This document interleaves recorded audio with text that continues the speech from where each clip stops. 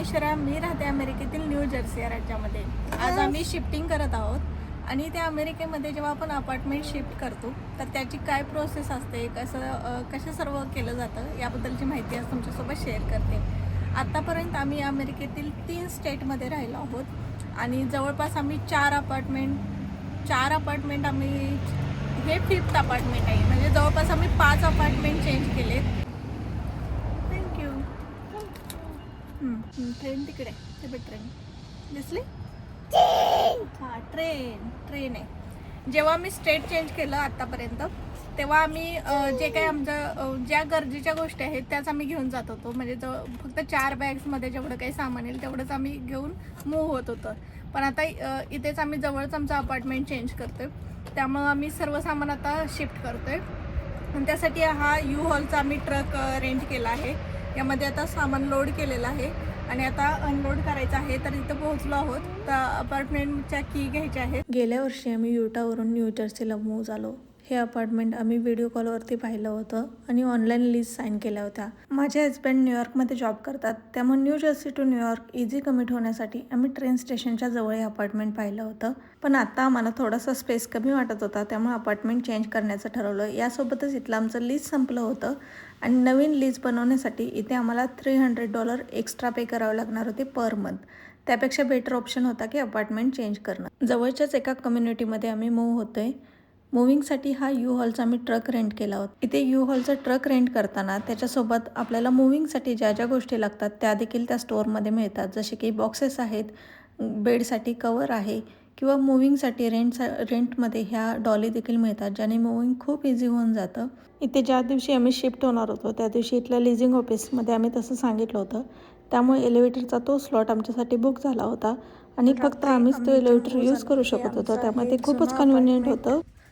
आणि इथे आम्ही क्लिनिंगसाठी आलो आहोत. तर क्विकली तुम्हाला मी अपार्टमेंट कसं आहे दाखवते. हे आहे किचन इकडे. तर इथे अमेरिकेमध्ये जेव्हा आपण अपार्टमेंट रेंटने घेतो तेव्हा सर्व ॲप्लायन्सेस देखील त्यामध्ये आपल्याला भेटतात. हा आहे मायक्रोवेव्ह, कुकटॉप, ओव्हन, डिशवॉशर आणि इथे हा फ्रीज आहे. तर खूप असं स्पेसेस असं हे अपार्टमेंट नाही आहे, कारण इथे न्यूयॉर्क न्यू जर्सीमध्ये अपार्टमेंट हे असेच असतात.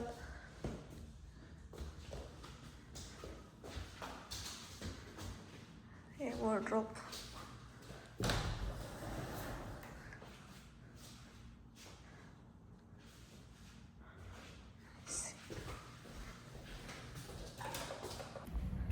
आता हे अपार्टमेंट आम्ही क्लीन करणार. आज याच्या कीज हँडओव्हर करायचे आहेत. आपण स्वतः हे अपार्टमेंट क्लीन नाही केलं तरीही चालतं, पण त्याचे पैसे आपला डिपॉझिटमधून ते कट करतात आणि ती अमाऊंट थोडीशी जास्त असते. त्यापेक्षा आपण स्वतः केलेलं बेटर राहतं, असं तरी आमचा एक्सपिरियन्स आहे. कारण आत्तापर्यंत आम्ही 4 अपार्टमेंट चेंज केले. त्यापैकी जे पहिलं अपार्टमेंट होतं तेव्हा आम्ही ते क्लीन केलं नव्हतं. त्याचे जवळपास $500 त्यांनी आमच्याकडून घेतले होते. त्यामुळं आम्ही प्रेफर करतो की स्वतःच आम्ही क्लीन करून ते अपार्टमेंट देऊ.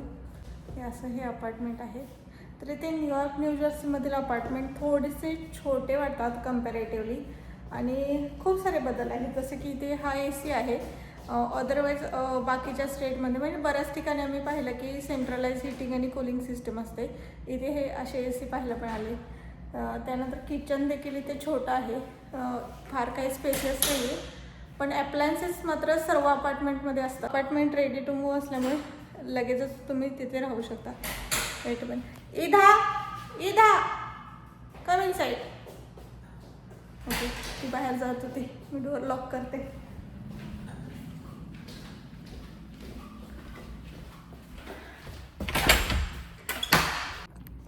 आणि इथे आपण जी डेट दिलेली असते, ज्या डेटला आपल्याला अपार्टमेंट सोडायचं असतं त्या दिवशी एनी हाव आपल्याला ते सोडावंच लागतं.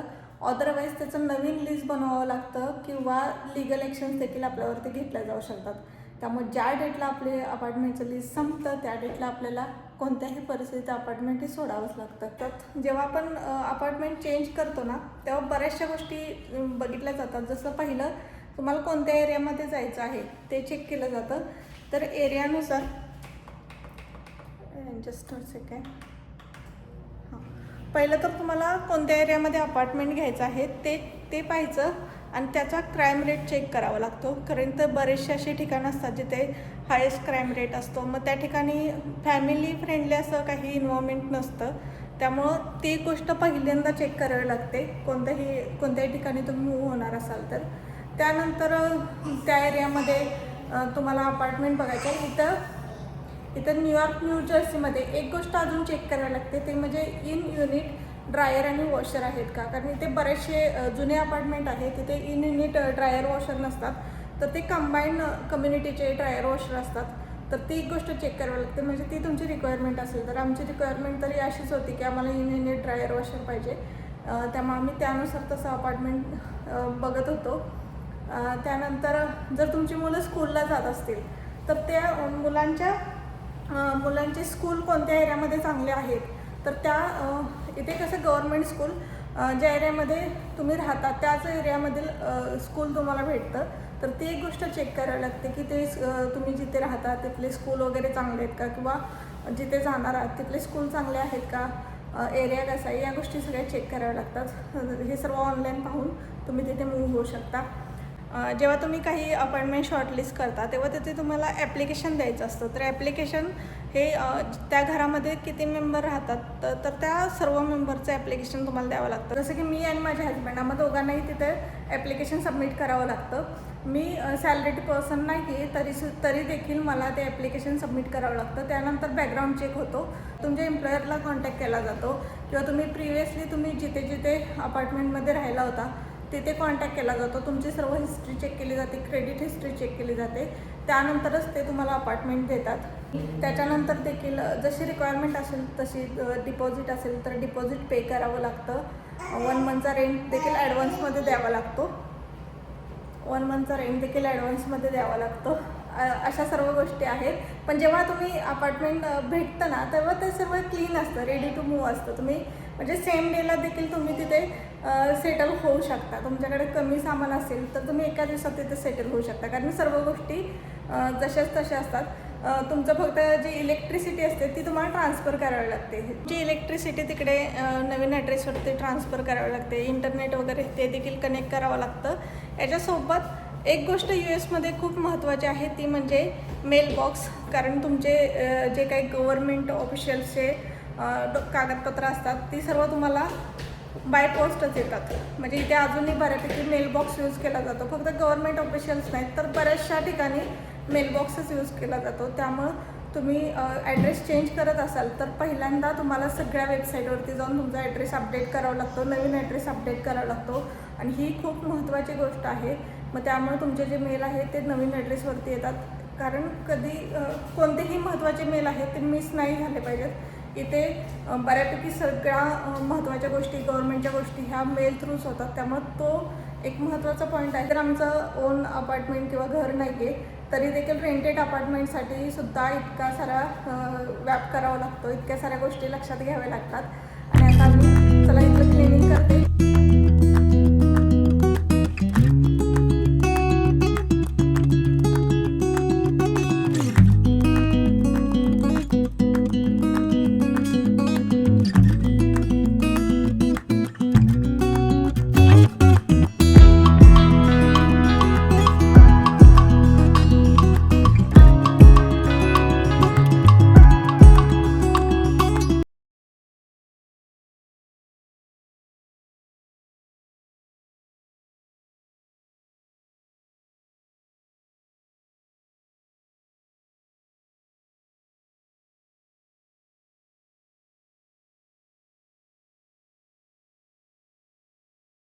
हे आहे आमचं नवीन अपार्टमेंट. पाहता क्षणीच आम्हाला आवडलं होतं, कारण सर्व घरामध्ये खूप असा प्रकाश येतो.